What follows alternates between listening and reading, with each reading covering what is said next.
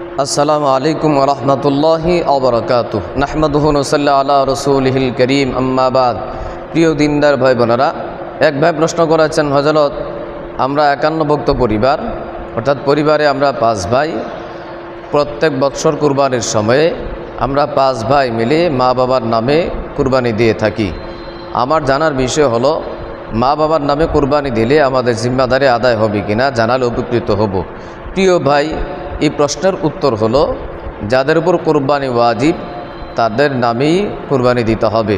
আপনাদের মা বাবার উপরে যদি কুরবানি ওয়াজিব হয়ে থাকে তাহলে তাদের নামে কুরবানি দিতে হবে।